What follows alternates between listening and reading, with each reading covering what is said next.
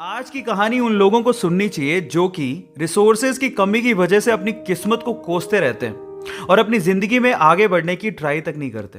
ध्यान से सुनिएगा।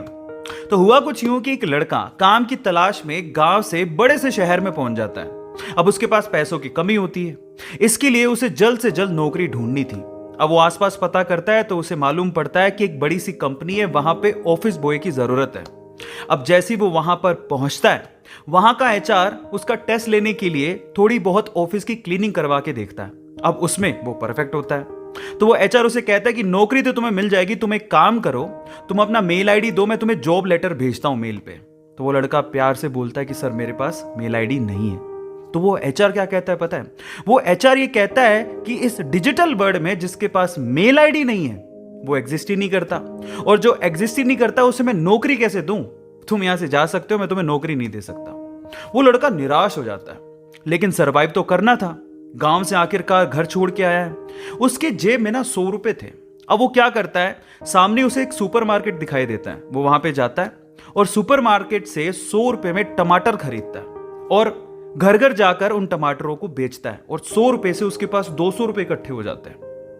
अब वो बैठ के सोचता है कि यहां पर शहर में जो लोग हैं ना, वो इतने व्यस्त हैं कि वो सुपरमार्केट जाके शायद टमाटर भी नहीं खरीद सकते या रोजमर्रा की चीजें नहीं खरीद सकते।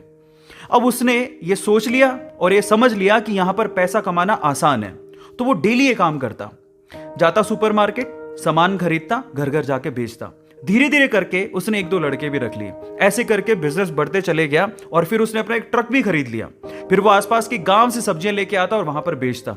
ऐसे करके वो बंदा 1-2 साल के अंदर ही मिलियनर बन गया। अब एक बार क्या हुआ कि कोई पॉलिसी बेचने वाला, जो फैमिली पॉलिसी बेचता था, वो उसके घर आया और सारा पॉलिसी का फॉर्म भरवा के उससे कहता है कि सर आप अपना मेल आईडी दीजिए, मैं आपकी पॉलिसी को कंफर्म कराता हूं कंपनी से।